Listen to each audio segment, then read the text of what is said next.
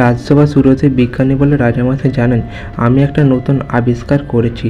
রাজামশাই বলে, তাই নাকি? বিজ্ঞানী কি আবিষ্কার করলে? বিজ্ঞানী বলে, রাজামশাই আমি এক নতুন ধরনের পাঁচনের আবিষ্কার করেছি রাজামশাই। রাজামশাই বলে, বাহ, এ তো খুব ভালো কথা। সঙ্গে সঙ্গে রাজবৈদ্য বলে, এটা কি করে সম্ভব?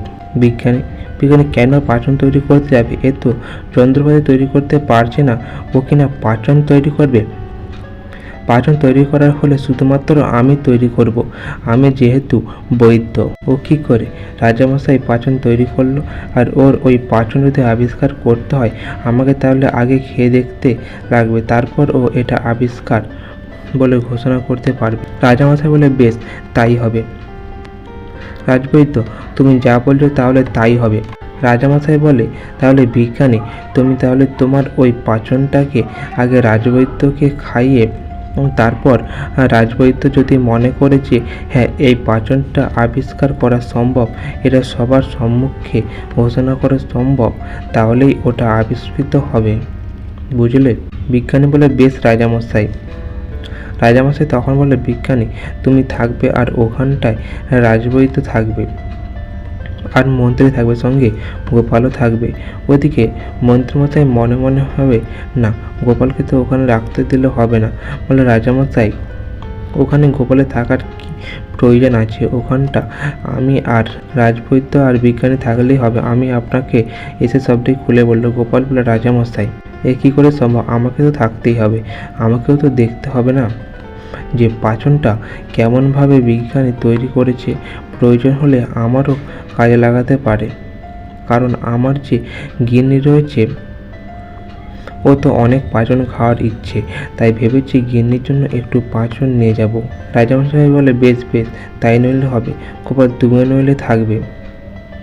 বিজ্ঞানীকে রাজামশাই আরও জিজ্ঞেস করে যে, বিজ্ঞানী তোমার এই পাচন কি গুণাগুণ রয়েছে? বিজ্ঞানী বলে, জানেন রাজামশাই, আমার এই পাচন যদি কেউ খায় তাহলে সঙ্গে সঙ্গে ওর শরীরের ভেতরে পুরো বাঘের মতো শক্তি তৈরি হবে আর নিমেষের মধ্যে বিশাল শক্তিশালী হয়ে উঠবে। তারপর কিছুক্ষণ বাদে ওই শক্তিটা আবার হারিয়ে যাবে।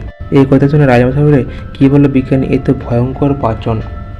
এই শুনে গোপাল বলে, এটা তো আমার অনেক ভালো কাজে লাগবে রাজামশাই।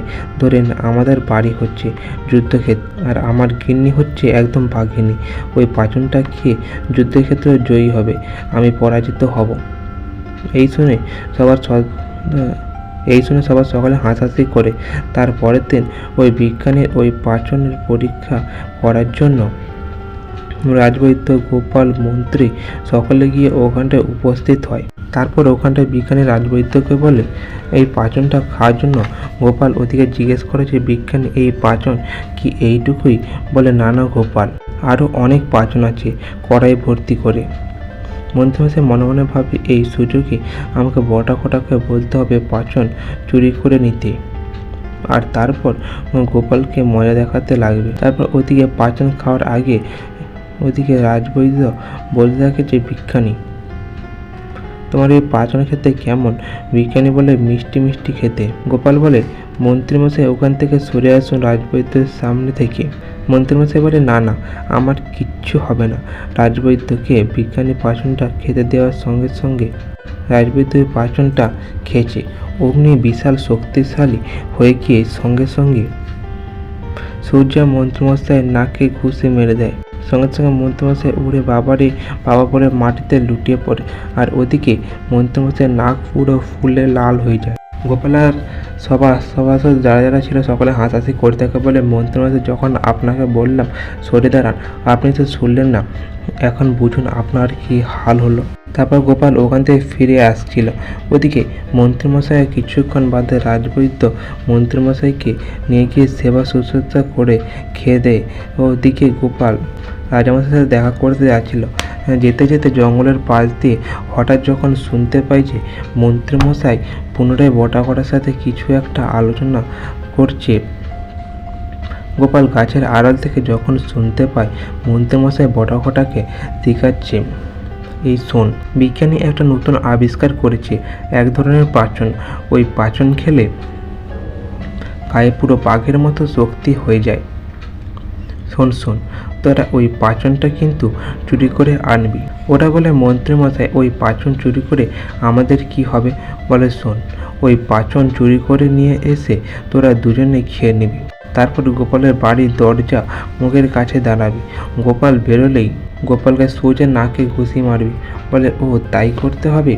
বলে হ্যাঁ, তাদের জন্য আমি তোকে অগ্রিম দেবো। তোরা দুজনকে বুঝলি। ওই সময় গোপাল গাছের আড়াল থেকে শুনতে পেয়ে বলে, বেটা মন্ত্রী, দেখাচ্ছি মজা। আমাকে পাঁচন খেয়ে জব্দ করা চিন্তা